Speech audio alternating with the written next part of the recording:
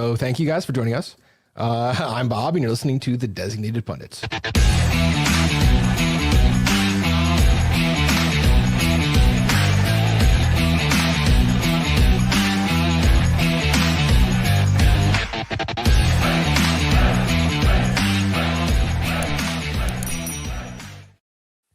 We're off to a swimming start on the Designated Pundits. MLS Week 1 has just completed. I'm Bob here today with Scott, and we're here to break down some of the best stories around Major League Soccer.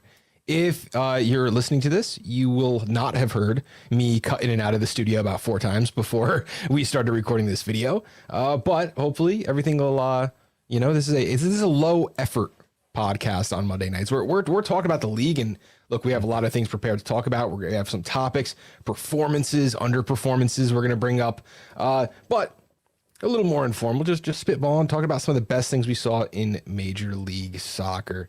Scott, how you doing today? I'm good. I'm really good. These are some of my favorite episodes. So I love the low key, just chat about what we saw and stuff like that. Even if that does sometimes come with entrances like this one, that was incredible. Even by our standards, that was incredible. If this was another episode with some guests, we might have cut the stream and brought it back, but nope, not today.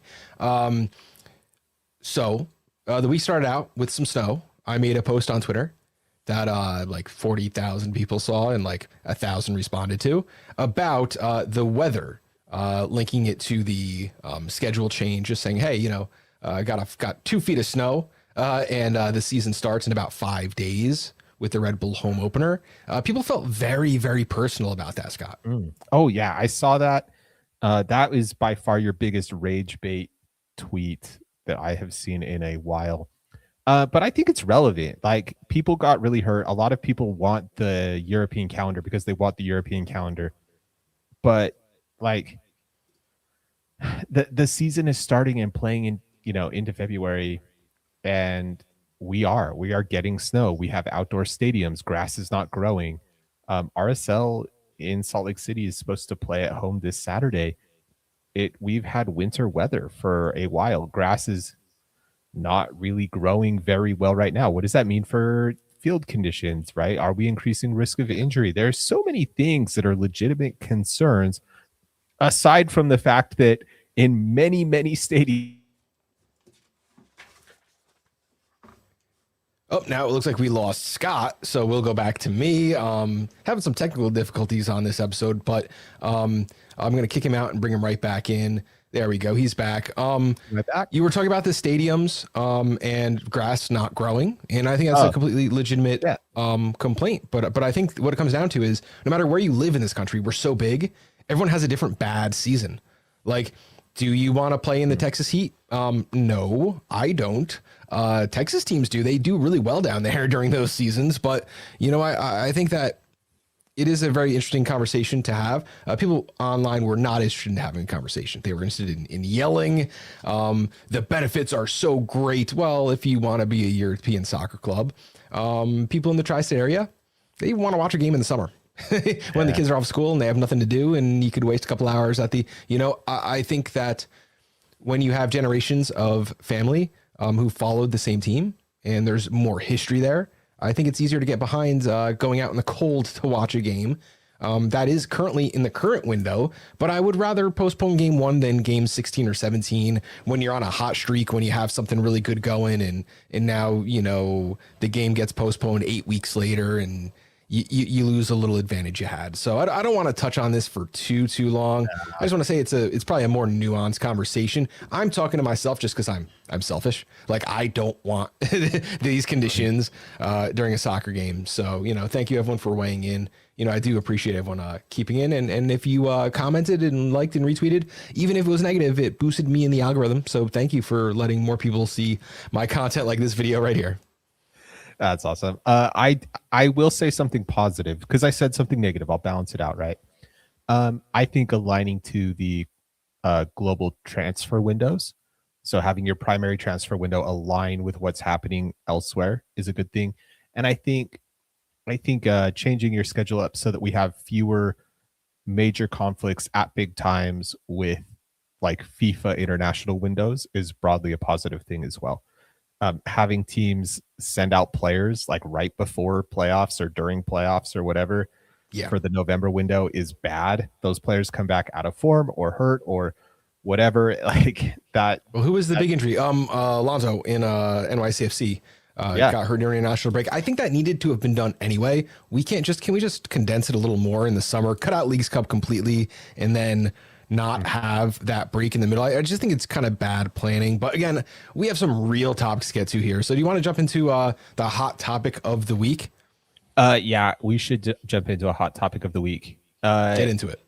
Look, my hot topic of the week is the LAFC blanked Miami. This is a flagship game for the league. Obviously, the biggest stars, LAFC, Miami, Son, Messi, Bouanga, Suarez, all company, right? Both of these are powerhouse teams, and LAFC dominated this game. Absolutely blanked them. Massive 3-0 win. Miami controlled a lot of possession, but not really that dangerous. Very managed, I thought, by LAFC. I thought Denny Bouanga was absolutely superb. I thought Martinez was absolutely excellent. And if he shows that kind of consistency, he is not long for this league because he will be picked up at a big fee by somebody. All three LAFC forwards, Bouanga, Son, and Martinez, recorded a goal contribution. And then Eustachio, just immense in the midfield. I think a signing that I certainly had not really spent a lot of time thinking about. And he was a huge, huge figure in this game. I just thought, wow, what a statement. I think we wanted to crown Inter Miami before games had been played. They spent all this money. They're going to be this super team. They're going to win all these trophies. I'm not saying they're not. They're going to compete for absolutely everything. They're going to have better days. But LAFC with a real statement of intent saying, hey, us too, don't count us out. Yeah, absolutely. I mean, all three attackers, Timothy Tillman with the assist there too. But yeah, David Martinez, someone who during our preview, we said, we need a third guy. Let's hope it's Nathan Ordaz. And I was like, well, David Martinez he'll disappear. That's kind of his MO. He'll go and do stuff like this and then just kind of be off the face of the planet. But this was for me a statement of intent. I think he's, been more active in practice, like being the first guy in, last guy out kind of thing from what I've heard. And if he can get that mental part of the game right, I mean, what an immensely talented player. And, let's see that. I want to see that because I've been told the best attacking trio. Everyone knows it's blank, enter team here. And we don't know that. But LAFC definitely put themselves on the map there. Yeah, an absolutely excellent game. You have a hot topic of the week that I think is really interesting because it's also, I think, arguably one of the best performances of the week. It was the best performance, especially if you go by like expected goals, if you can find that data anymore. But Red Bull have a new coach, Michael Bradley. And Michael Bradley, who just won an under 23, the Red Bull development trophy, put out a squad that no one saw coming. He started 16-year-old Adrian Mehmeti in as a holding midfielder, who was the best player on the field, bar none. The best player on the field. I mean, we're talking progressing passes in midfield, not just doing what you might expect from someone who'd been coached by Michael Bradley and do like this square pass specialist thing. No, he was pushing the ball up the field, really putting it to players. You had players like Justin Che starting in defense. You had Matthew Dos Santos, another Red Bull 2 player in the back line there. And Julian Hall. That was kind of the surprise one. He got the start ahead of Eric Maxime Choupo-Moting. And I think that was kind of a statement of intent from Michael Bradley. He was saying, hey, Julian Hall did really well. We're going to reward him. I don't think that Julian Hall is going to start every game. I would be surprised if he started 15 games all season, but he got rewarded. He's been working in, his back off. And the coach kind of said, like any good teacher does, hey, we're going to reward our guys now. ECM's going to get his. We know that. But, it was really on the back of young players. It was the first time a team had 3 under 18 players.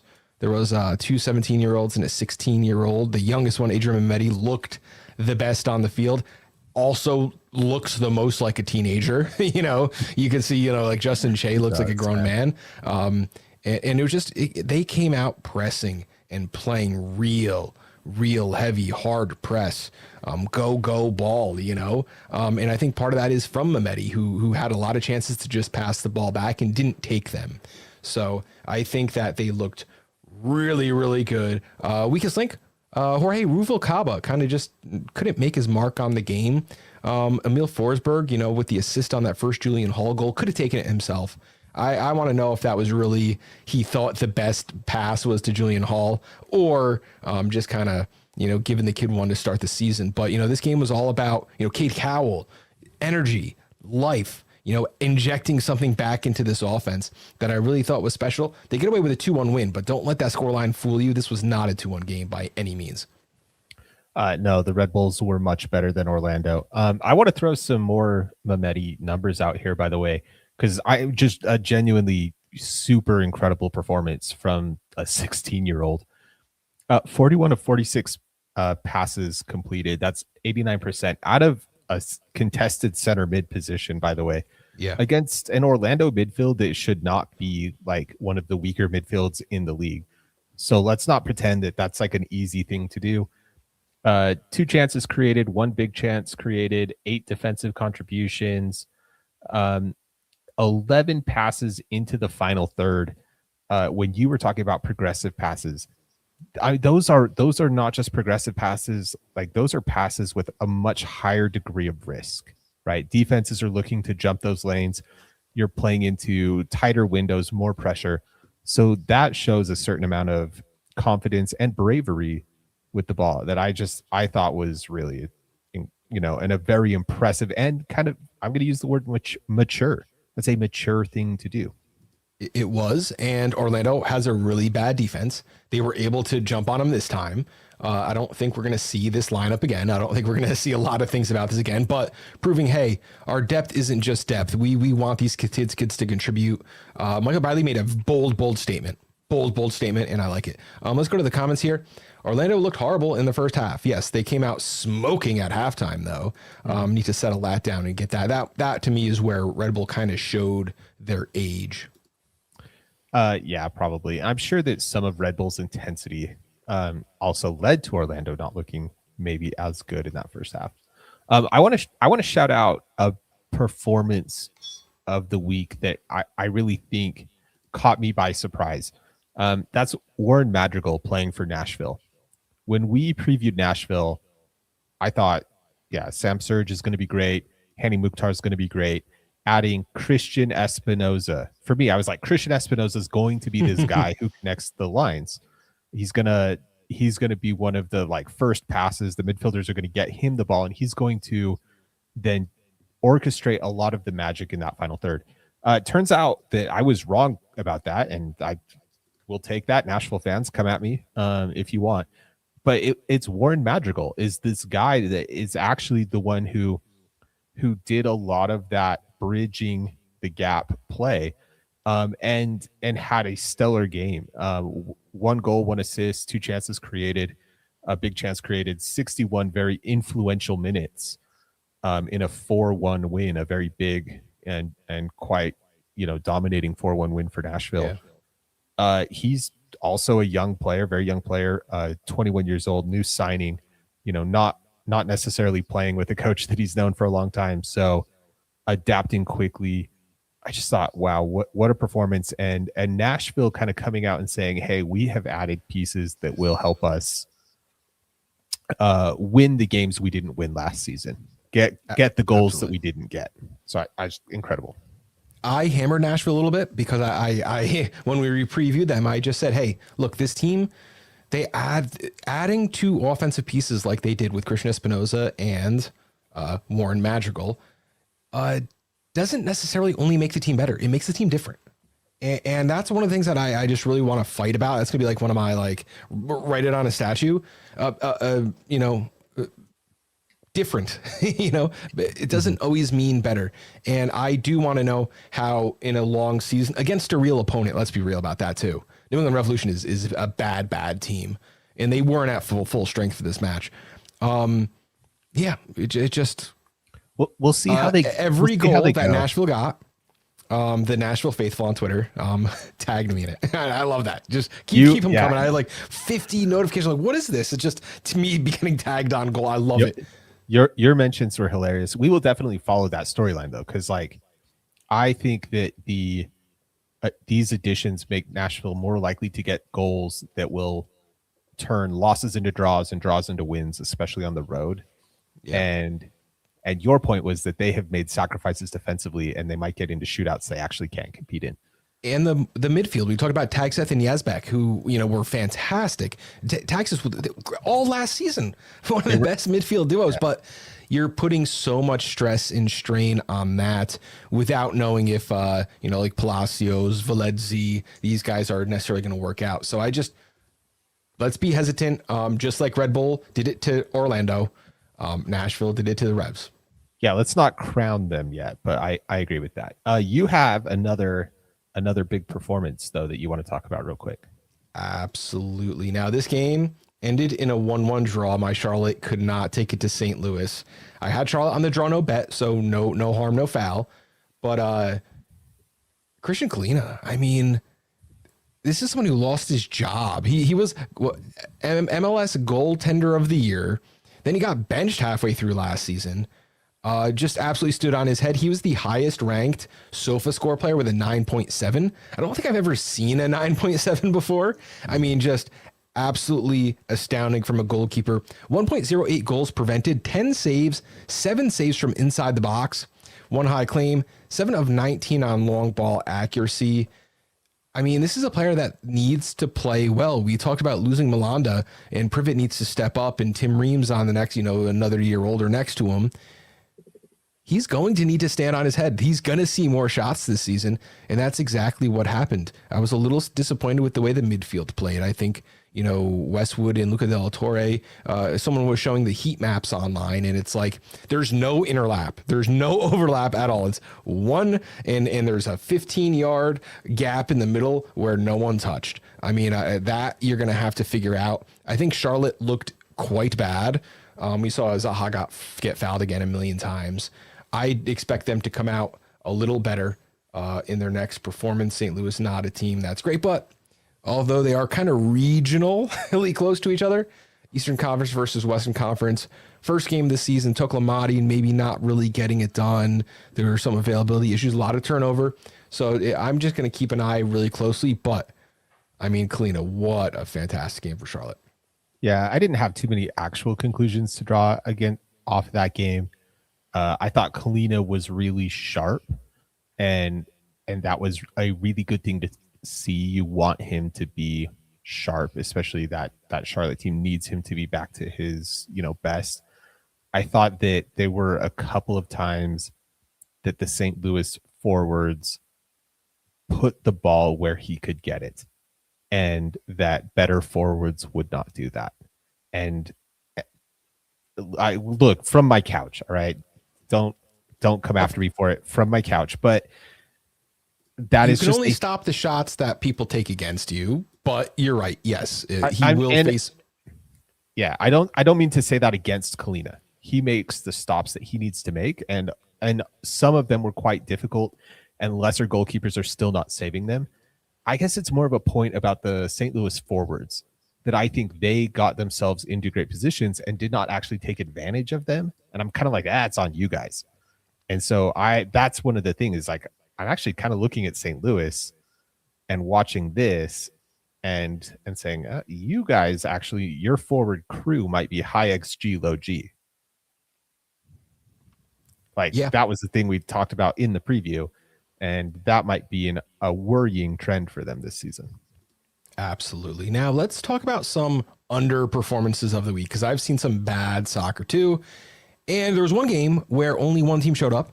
That was San Diego. I guess the Montreal plane never touched down because they were uninterested in putting in any type of performance. Now, we knew Montreal was going to be bad, right? Like, we knew they were going to be bad, but they were a little worse than we thought. We talked about Thomas Avilas and whether he was going to kind of tighten it up, play a little better on defense. One of the most skilled defenders who is a walking red card. How long did it take him? 50 minutes. 50 minutes into the 2026 season, Thomas Aviles was red carded off. Didn't really matter by that point anyway. They're already down to nothing. Final score would be 5-0. But it wasn't just Thomas Aviles, who he won 0 of 4 duels before that and committed 3 fouls. That was his 3rd foul. That's a bad game from a defender. But there were a couple of RSL standouts who were quite bad, and I'm sure you'll want to hear about those. I do want to hear about those, but I actually have a thought about this. And if you don't mind, I'll just read your stats. Brian Vera, 16 for 20 passing. That's not terrible, but it's not good either. One of 3 ground duels, 2 times dribbled pass. That's not very good for a center back. Bodie Hidalgo, former right back / center back, 2 interceptions, 2 clearances, but only won 2 of 7 ground duels. That's bad. 21 of 29 passing, 72% as a defender is poor. Lost possession 14 times. That's poor. Look, there are reasons that RSL decided to move on from both of those players. Those performances are bad even by that standard. And I have to ask, like, these players got worse. So I have to ask, what is going on in Montreal? Yeah, not a whole lot. Not a whole lot. I mean, just what a bad game. Nothing. There's nothing to see here. Montreal, none of their attackers did anything. You had Dagger Dan playing left wing in order to put Boda Hidalgo at right back. What are we doing, guys? What are we doing? So many things don't make any sense. I know this team made a lot of changes and a lot of recent, kind of recent moves, but bad. They also only had 31% of the ball. That's really embarrassing, actually. Just like, what are you doing? They only had 31% of the ball or whatever you just said, because Bodie Hidalgo only had 29 passes as a right back. It's easy. Those are easy numbers to attempt as if you're in defense, because you get a lot of chances to pass the ball. You gotta go, because I want to talk poorly about Philadelphia. Yeah, Philly was my underperformance of the week. It's not that they were the worst team this week, right? There are other teams who played worse. But it's an underperformance because they traded their star striker to DC, and then that guy scored the winning goal against them, and it was a 1-0 game, and that's bad. That's a really bad look. I want to point out that Bruno, we're talking about Ty Baribo, who was traded to DC from Philadelphia. He came out and scored a goal in the first 5 minutes of the game. It was called offsides. Then he hit a post or something, and then he scored a goal. Like, he could have had a lot more than he ended up having. And I guess what he did at the end when he put the ball in the back of the net, my favorite thing he could have done, celebrate the goal. He did celebrate the goal. I was going to call out denied by the post, and he was visibly very disappointed that ball didn't go in. I just want to point out, though, that it's not just the Ty Baribo show. DC created more big chances, 3-1. They had more XG, 1.12 to 0.54. Philly just got outplayed all over the field, and Philly, otherwise, though, they had more possession. Yes, they had more shots. Yes, but pointless. They had more shots on target. Yes, but as you can see, pointless. They did have one more very important stat higher, more red cards. That is true. And that was Ezekiel Alado, who was, the ball went out of bounds past the touchline. I guess maybe he wanted a corner or a throw in. I don't really even remember. He made a comment, and the ref went in his pocket, pulled out a red, and said goodbye. Straight red card. I'm nosy. I want to know what it is. I want to know what he said. I want to know what he said, because there's a lot of tolerance on the field for stuff you can say. So he had to cross some significant lines to get that. I just thought Philly was really pointless in this game. And that's kind of a mean way to say it, but they have offensive talent on the field, but it did not turn into anything meaningful. They got beat by a DC team that we don't expect to be that good. I do like that they once the red card was given, the next change they made was taking out Ioski and putting in Kevin Sullivan. Like, okay, meaningless minutes. Let's get him in there right away. Like, you know, this is a good team. I get it, but they were my regression candidate for the reason of they did not it's the second year in a row. How much can you expect from Bradley Carnell when you're not giving him the tools? And now this is still an immensely talented squad, but you could see just from looking at the players in, players out that like, okay, are there game changers in Kevin Sullivan and Ali Bedoya? No, there's not, you know. It's a feel good story. Both of those are feel good players, but Bedoya's past it. Bedoya's past the time when you can rely on him every single game to come in and be something for you. And Kevin Sullivan hasn't hit that part of his career yet. And so those are feel good players. The fan base loves them. We want them to succeed. Yes, I get it. But you need to invest in somebody who will do it for you every single day. Reliably. Absolutely. Let's talk about a play I got right. Yeah, I was going to say, we got some things right and feel proud about it. And I'd like to hear about yours. Talk about changing things and not getting better. Columbus Crew have been one of my, you know, side projects this offseason.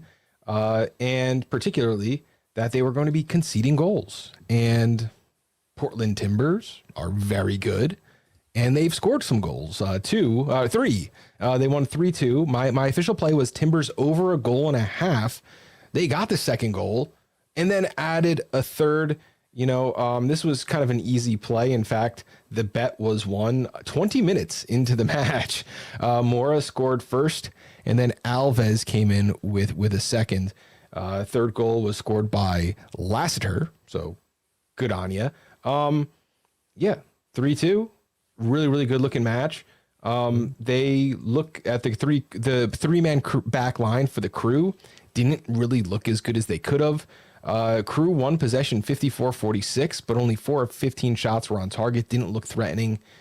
Midfield, you know, they started Hal Bruni and Shambo. You know, those are not Darlington Nagbe. They are not an equal replacement. There's no like for like on the squad. Patrick Schulte had a bad game, minus 0.76 goals prevented, which, you know, is a misleading stat. It means that if you took him out and replaced him with a league average goalkeeper, you would expect there to be 0.76 less goals. I mean, let's round up to 1, you know, not great. Wissam Babul Ali, he was a lone bright spot, goal and an assist for the new striker they brought in there, and an absolute banger for Diego Rossi, by the way. Yes. But broadly, you're correct. I think Columbus is just plug and played. Like Wilfred Nancy is still at the helm, making magic happen, and that's not really the case for them anymore. They finished middle. They squeaked into the playoffs last season, and we're back to talking about them like their prime 2018 Columbus or 2024 Columbus Crew. They're not 23 or whatever. Yeah, I know. I don't know why we're talking about them that way. They have not invested. We don't have the talent. I do that old thing that old people do there. Like when you name last year and you go back way too far, way too far. Yeah, it's fine. 1990 was 10 years ago. I have one I'm proud of. Austin and Minnesota over 2.5 goals scored. I pointed out in the preview, new coaches, new tactics, a little more front footed. Both of these were very defensive teams previously. So I thought the sportsbook had it wrong. I was right. The sportsbook did have it wrong. Minnesota, of course, replacing St. Clair with another goalkeeper. So you take one of the best shot stoppers in the league and you just replace him with somebody else. That guy can still be good, but probably not going to be the same. It was a 4-goal game. And just really quickly, total XG, Austin 1.71, Minnesota 1.63. Both of them scored 2 goals off of that. You kind of expect that. Total shots 10-11, plenty of shots, big chances 1 and 2. It was a more offensive game. There were goals scored. Yeah, the 4th goal was scored, you know, right at the end. I don't really care. Look at these teams to just improve on last year's offensive performances. Absolutely. And, you know, kind of what we got wrong. I took the Fire on a draw no bet over Houston, and they went into the locker room 1-0 at halftime. And I don't know what happened, whether it was a Houston adjustment to the positive or they celebrated too early. I don't know, but they came out and I was talking to Alex Campbell a little earlier, and I was just like, what's going on? Why were they so bad in the second half? They gave up 2 goals. In fairness, I made this pick before I knew all the injuries. I didn't know Bamba was going to miss the game. Kuipers came up on the injury report. He ended up going. Andre Franco listed as out. Gutman listed as out. This was all Friday and not on the injury report any earlier. I think that was like a knock during training or something. But Fire came out with a B lineup, and they played really well for a half. It fell apart for the Houston side. Guilherme. Man, this guy was scoring bangers in preseason, came out, got a brace in this game. Otherwise, I think both teams were quite unspectacular. I think it was a good bet if I had the information. This is an information game. We talk about that all the time. I didn't have the information. I didn't know that they were going to be a little shorthanded. And even then, maybe I would have taken them to win either half. That would have been a great play. And something I'm going to store up here moving forward for this Chicago team. If they can't close, it doesn't mean you can't bet them. You just need to make some adjustments. I learned that from Dan Alexander, one of the Bet US guys, a small claims better. Small claims better. I mean, I don't know what I'm a small market better. That, if you think that a team has and you don't want to play the double chance or the draw no bet, you could bet them to win either half. They can get blown out 5-1. But if they score 1 goal and a half and the other team doesn't, you still get a little win there. So Chicago, I'm going to be watching you cautiously. I think Chicago will improve over the season. Greg Berhalter was not happy. One of the things I got wrong here is Cincy and Atlanta over 2.5. This one bothers me because I think this one should have hit and it didn't. Denke misses an easy 1v1. Atlanta immediately returns the favor. For a while, there's kind of a fan group chat on social media, and for a while somebody was saying, yeah, this is a game that we're going to get no goals out of, and for a while it looked like it was going to go 0-0 for a long time. Lotte Loth was completely invisible in this game. Atlanta's expected goal was 0.35. I really expected them to contribute in this. That was a big part of my logic. Evander, of course, went down 13 minutes in. You can't predict that. That changes Cincy's ability to put the ball in the back of the net. Valenzuela, and he's coming back soon. He's going to be healthy. That is a good thing to hear, actually. Not just as somebody who picks games and stuff, just as a casual fan. I want to see that guy play games on the field. He definitely makes the league better. Valenzuela is a nice backup, though. I did think that was kind of a nice spot, but I don't know, man. I still think this one should have happened. The chances were there in the game. The finishing didn't live up to it. It was very MLS for all the things to be kind of right for this game, to have 3 goals and to finish with 2. Yeah, I agree. But Atlanta, on the other hand, they had an off season to work it out, to figure out why they spent so much money and they're not getting goal contributions. And they apparently did not do the work they needed to do, and didn't find the back of the net. You're right. There were multiple times I was like, a missed one-on-one chance, a shot off target that maybe should have been a little better. Looking at the standing, Miles Robinson missed a big chance. You had Lotte missed a big chance, and he hit the post separate times. They just didn't want to score. It was very strange. You get that sometimes, and you got to lick your wounds and put up a better performance the next time. We did, as a group, get 4.9 units in the plus. Myself, 0.36 units in the plus, mostly on the back of that Red Bull over a goal and a half. I'm going to be keeping a real close eye on that for next week too, because they are, playing against a inferior opponent in the New England Revolution. Scott, you were plus 0.05. Now, of course, that's using a quarter unit on Espinoza and the Ingvartsen anytime goals. Sir Alex, he had the San Jose win to 0 at plus 278. That kind of brought us to where we are for the season, and Dion contributing a half a unit. So that brings up to 4.9 units. Really, really good start to the show. I'm happy with how everything started. And yeah, any final thoughts? Do you want to talk about Griezmann? Yeah, let's just for like a minute, there's really not much to say. Orlando basically confirmed that they are bringing in Antoine Griezmann to bolster their attack. I think that is a very intriguing move. I don't know if he will be really great. He made a move away from Atletico Madrid a few years ago and wasn't great in that other move. I think Atletico Madrid has gotten the best of him for a long time, where other teams have struggled. So I don't know if that he will be incredible for Atlanta, but he has undeniable talent. I just think he is probably not necessarily the player a lot of people think he is. Yeah, Barca was not his best run. He had 22 goals in 3 seasons. One of them, he played 3 matches. It wasn't a full season. But yeah, he headed back to Atletico Madrid, had 2 16-goal seasons back to back. That can contribute to a 20-goal scorer in Major League Soccer. But Orlando City, they just didn't look good. And then they subbed out Pasalic. That was like the first guy they went on. What is going on here? They have those 3 young Brazilians, Thiago, who was the other one? Iago, and someone else. Sorry, I missed him. It's going to be interesting. It's going to be interesting of a project there. We'll see. I mean, they've fumbled on strikers before. They have. I think Pareja's job is going to be a very hot seat. Think it's going to be tied to Griezmann? I just think that there's no excuse to not be successful. They've invested. They brought in help in the midfield. They're bringing in help in the offense. The defense, they brought in Griffin Dorsey, so they did bring in some help in the defense. The roster is not bad. There's not really big holes in it.